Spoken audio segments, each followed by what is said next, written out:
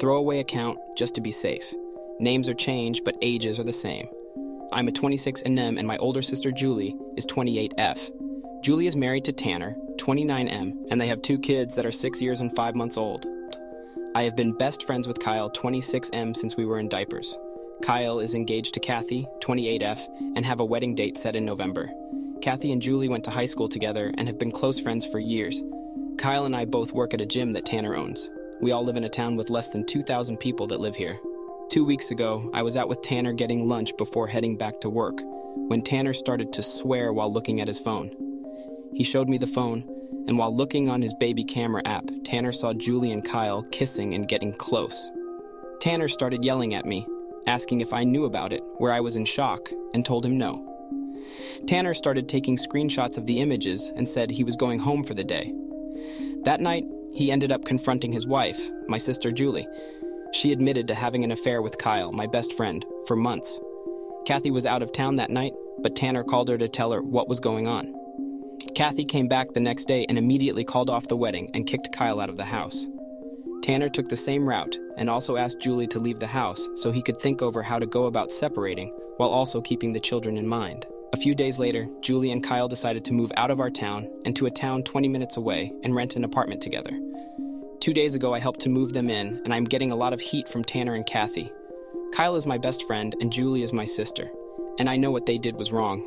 But I also know that they don't have a lot of support at the moment, and they are both family to me. This takes us to today. Tanner is now telling me I am not allowed to see my niece and nephew since I decided cheaters are more important than him. I also lost my job today, where Tanner was my boss. I am stuck in the middle, where my best friend and sister were the ones who had the affair, but Kathy has become like family as well as Tanner and my niece and nephew. I am stuck in the middle of the family drama as I am the single one of our now broken friend group of 5. Edit. For clarification on the moving process, I was helping my sister move into her new place and found out while helping her unload that Kyle was moving in with her as well. I haven't talked to them since. Navigating this complex situation is undoubtedly challenging, but it's important to prioritize honesty and support for those who have been hurt.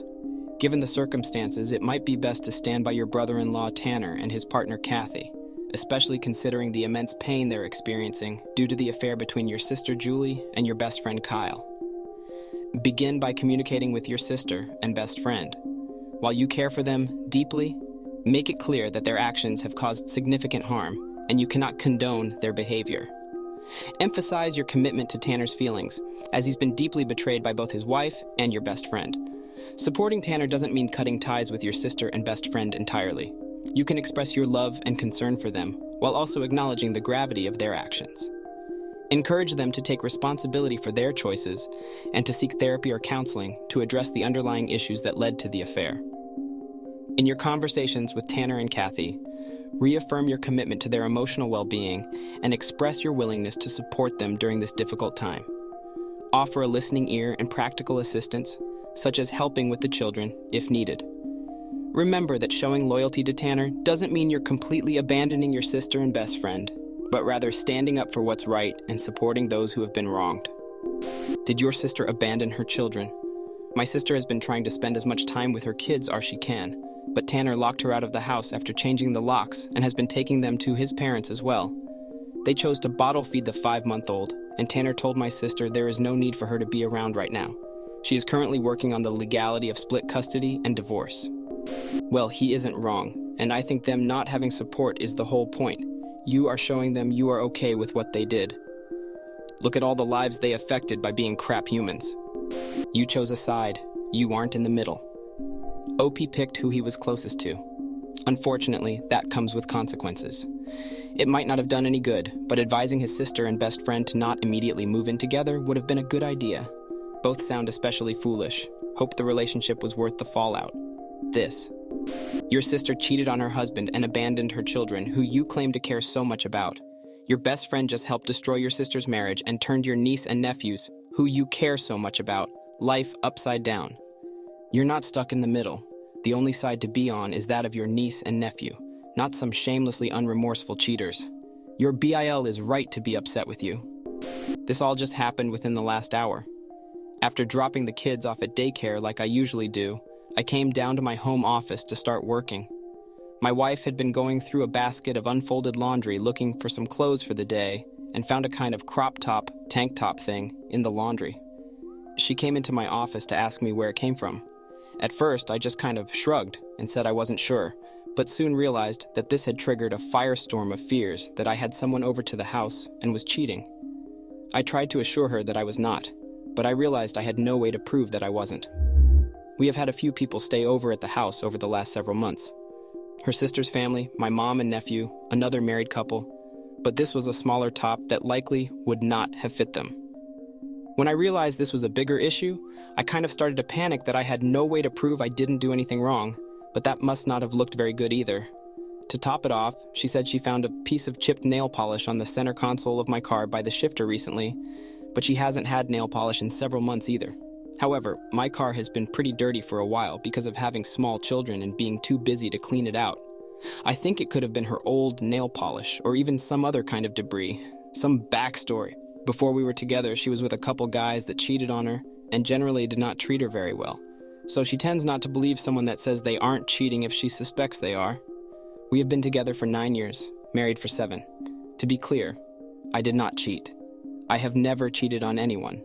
But I have no plausible explanation for either of these items, and I feel like I am guilty until proven innocent. She said she would rather know the truth and has given a 24-hour window for me to come clean if I cheated. But I didn't, and there is truly nothing to come clean about.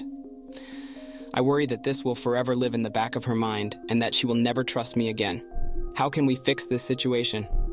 TLDR, my wife found items that could be construed as evidence of cheating, and I don't know how to prove I am not. It's understandable that this situation has caused a lot of stress and concern in your relationship. To address these issues and rebuild trust, consider the following steps. 1. Acknowledge her feelings. It's evident that your wife's concerns stem from her past experiences, where she dealt with infidelity and mistreatment. Begin by empathizing with her emotions and letting her know that you understand her fears. Assure her that you're committed to addressing her worries and rebuilding trust in your relationship. 2. Reiterate your loyalty. Share your unwavering commitment to your marriage and your track record of fidelity. Highlight the positive aspects of your relationship and the love you've shared over the 9 years you've been together. Emphasize how far you both have come and the strong bond you've built. 3. Suggest professional support. Considering the depth of your wife's concerns, suggest the idea of seeking professional help. Couples therapy or individual counseling could provide her with a safe space to process her past traumas and work through her insecurities. Assure her that you're willing to accompany her on this journey to create a more trusting environment. 4. Address the evidence objectively. Regarding the physical evidence, approach the matter with objectivity. Discuss possible alternative explanations for the crop top and the nail polish. Emphasize that these items don't necessarily imply wrongdoing on your part, and they could have come from guests or been overlooked due to the daily hustle of having small children. 5. Focus on rebuilding together. Shift the focus of the conversation toward the future of your relationship. Express your desire to move past this challenge together and to create a stronger bond. Talk about shared goals, dreams, and ways to nurture your relationship moving forward. Reiterate your commitment to transparent communication and consistent efforts to rebuild the trust that has been shaken. Remember, rebuilding trust takes time and dedication from both partners. By addressing her concerns with understanding, suggesting therapy as a tool for healing, and focusing on your shared journey ahead, you can work towards strengthening your relationship and creating a more secure and trusting connection. Sit down and make a list of all the folks who have been in your home recently and contact them and ask if the clothing item belongs to them, even if you assume it's too small or whatever.